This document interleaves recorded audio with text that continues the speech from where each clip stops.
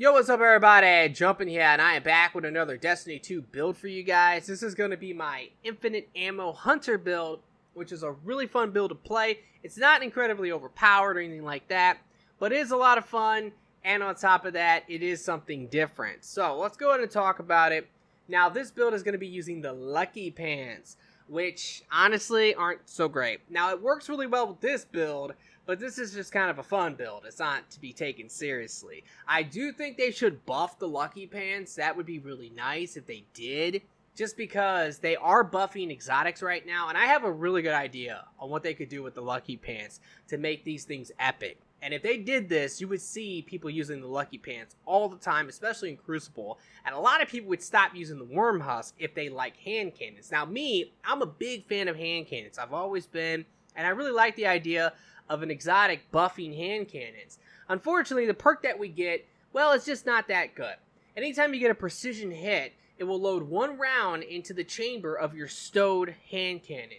So the concept of this build is what we're going to be doing is we're going to be using a really powerful hand cannon, and then whenever we run out of ammo, we're going to swap to our other weapon, and in this case, we're going to be using an auto rifle, a 720 rounds per minute auto rifle with the rapid fire frame. This is the auto rifle from Iron Banner from this season. It's called the Dark Decider. This thing's actually really good, but the main thing about this is that it has a really awesome perk to go with this build. It actually has the automatically reloaded perk whenever you holster this weapon. So pretty much the concept is we're going to shoot enemies with our hand cannon. Whenever we run out of ammo, we bust out our auto rifle, we shoot those enemies with the auto rifle, and then we bust out our hand cannon again, and we never have to stop shooting. We have pretty much infinite ammo if we do it right. So it is a really awesome build. Now, the hand cannon I personally do recommend for this build, just to at least try it out, because this is a really good hand cannon, is the Agman. This is from Dead Orbit, and this is a hand cannon that you guys should really get. Now, if you have already joined Dead Orbit, hopefully you actually have this. If you haven't joined them yet, you should to actually get this hand cannon, because it has Rampage on it. But the main thing about it is that it actually has high damage. So it is actually really, really good, because right now, when it comes to Rampage on hand cannons, you have three options. You have the Midnight Coup, you have the DFA, and you have the Agman. Now, the Agman is actually probably my personal favorite. The only downside to this weapon is the reload speed. That's it. Everything else is really good, and it's really on par with the DFA and the Midnight Coup. Now, the Midnight Coup is probably the best hand cannon with Rampage, just because it already has really good reload because of Outlaw. It has a lot of things going for it, but it actually has kind of low impact. It actually has 150 rounds per minute, where the DFA has 140 rounds. Also, another good hand cannon you could use is the Better Devils. So if you prefer that, you can always use the Better Devils with this build. But I'm telling you guys right now, you have to try out the Agman, because the only downside is the reload speed, and with a build like this, you don't have to worry about reloading it ever. And this auto rifle is really good. Pretty much what you can do is, if you have any guns with this perk, you can make different combinations. You could use the Sunshot in the energy slot, another powerful weapon in your kinetic slot. Now, unfortunately, there's not a lot of kinetic weapons that actually have the holster perk. So maybe when random rolls come out, that will be a better option. Who knows? But for now, I definitely think that this is your best option, is the Agman with the Dark Decider. This is just a really epic combo. Now, let's talk about the Lucky Pants, because I just want to tell you guys what my idea is, and you guys can leave comments and let me know what you think. I think what they should do is actually give the Lucky Pants luck in the chamber. So whenever you have these pants on and you're using a hand cannon, one of the bullets in your hand cannon will have the luck in the chamber perk. So that means it will do extra damage. Now, that can be pretty crazy in Crucible, because a lot of hand cannons might two-tap players. But to me, that's fine. I don't have a problem with that, because they're making their own build and they're getting the benefit of the perks and all of that. That's not a problem. As long as hand cannons don't one-tap people, I think we're good. And the best part about that is, if you like hand cannons and the Lucky Pants gave you luck in the chamber for hand cannons, that would be insane. And a lot of people would use these over the Worm Husk, just because they're fans of hand cannons and they want to use them and they want to get luck in the chamber. So that to me sounds like a pretty awesome perk to actually give the Lucky Pants. And if they did that, that would bring some more diversity to Crucible, because right now all you see is the Worm Husk.